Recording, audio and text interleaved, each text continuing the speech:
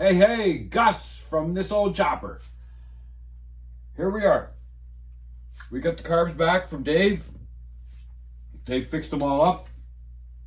He said that there was some pieces missing in the inside of the carburetor. Some little washers on the needle jets, and the springs were pushing on the rubber O-rings, which weren't proper. And a couple of my overflow tubes were cracked just before the top, so the fuel level would come up to the crack and then potentially drip out the overflow. The overflow tubes on the bottom, instead of the fuel going all the way to the top of the tube, that would drip out the crack. So he said he soldered the crack up on the overflow tube on a couple of the carburetors. Like I said, we're missing some washers and O-rings, stuff like that, on the jets or something. I'm not 100% familiar with the setup, but it's all good. We're ready to try these and get these back on and get this whole thing fired up. We talked about on the other video, we went out to Dave's place and we were talking about softening up the rubbers here, and he couldn't remember what the name of the product was. He passed me a bottle of Robitussin, but that wasn't it. It was pretty funny, same kind of looking bottle, a little tiny little bottle, but he did remember what it's called, and you get it at a health food store, and it's called either oil of wintergreen or wintergreen. It smells great. So you have a little container of water. You put I guess it's a little vial bottle. You put the whole bottle of wintergreen in with maybe 1.5 liters, 2 liters of water. Put it on a burner and warm it up just before boiling, and put the rubbers in. And you can see these rubbers are very soft and pliable, and they're going to go back on the carb real good. Yes, I still have to put that on, but what I'm going to do is I'm going to orientate these rubbers. You can see they're offset a little bit. They're for the carburetors because the ports are offset on the cylinder head. So the big thick side goes into the cylinder, the smaller side goes to the carburetor. So it would go on the back of the carburetor. These are numbered. This is number 1, so it looks like that would go something like that, maybe with the number 1 facing up. I'm not 100% sure. That's why we're going to orientate things. That looks good. That's number 1. This is number 2, so up, little one on the small rubber on the carb. The thicker part goes to the cylinder head. And what would be this one? This is number 3. So there it is, number 3. Numbers facing up, if that's what you're supposed to do. And there's the number 4. Where's the number?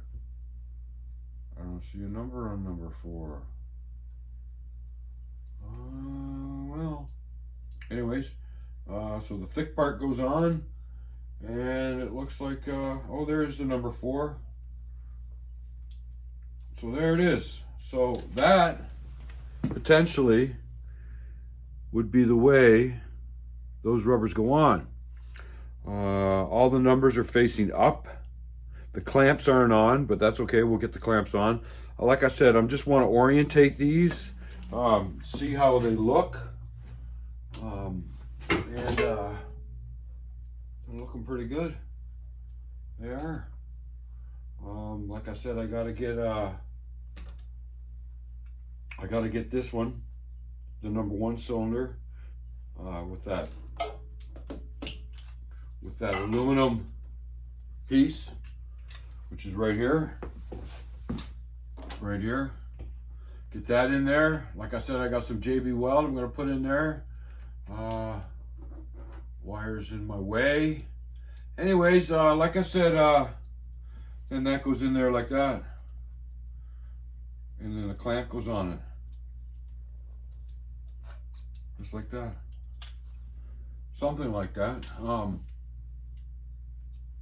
Anyways, kind of difficult to do this live.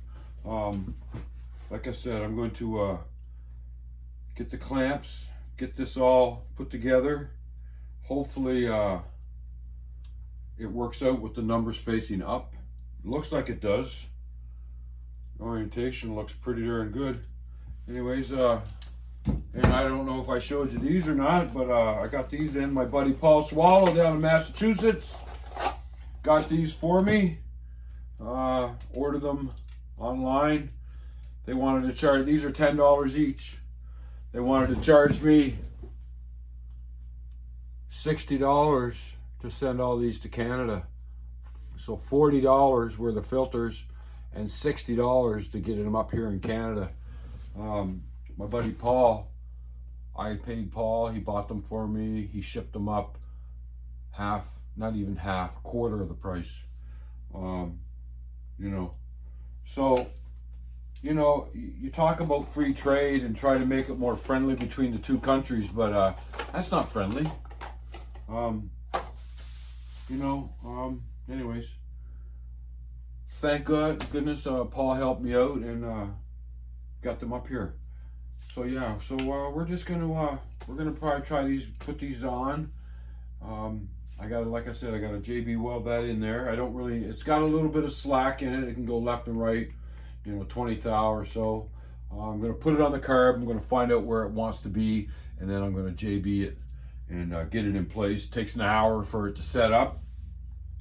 It's hard as a rock. I took a sample and put it on the vise, and I actually even drilled it. Yeah, it's tough stuff. So we're gonna get at it, get this put back together, get her tight, maybe go for a start and see what happens. Have some fun. Like I said, like and subscribe if you like. This old chopper is probably flipped over. Working on a new emblem, new logo. I got this little chopper thing off the internet, and I don't want to use it because it's somebody else's artwork. I'm getting a bit of a caricature of the first bike I built, the chopper, and we're going to use that in the logo for this old chopper. So yeah, like and subscribe, tell your friends, leave a comment if you like. If you see something odd or I made a mistake, go ahead, let me know. Get outside and get in your garages and sheds and have a look at what's there and get turning some wrenches. It's good for the head. It really, really is. All right. So yeah. So also, I'm looking for an S20 Samsung. You know, it's a fairly new camera. They're going for about between $300 and $400 on Kijiji and Marketplace. I don't want to use it as a phone. I want to use it as a camera because you can flip back and forth from the front camera to the back camera without stopping the video. So an S20, Samsung S20 or 21 or 22. My daughter has a 22, and she showed me it was perfect. You know, Leslie brought a camera over to me today, a phone, and little old, won't do it. She thought it would. Sorry, it won't. I'll be returning it. It's okay. It's still a good phone, and they're still going for big bucks. S8s, they're still going for $350 on Kijiji, which surprises me. Anyways, I'm gonna find an S20 somewheres, and that's going to be my go-to. And I can flip back and forth and do a proper video. I don't want to edit. I don't want to edit anything. That takes up a lot of time. I talk to a lot of YouTubers, and you know, 4 times the length of their videos they spend editing and, you know, putting clips together because they flip the camera and stuff like that, adding music, adding text, whatever. Anyways, I'm not 100% interested in that. I'd like to have some good video. I'd like to be able to talk to the camera, then flip it and show you what I'm doing, you know, all in one video without cutting and pasting and splicing. Anyway, so if you got an S20 out there and you want a couple of bucks, let me know. I'm interested. All right? So this old chopper, check it out. Thanks a lot. See you next time.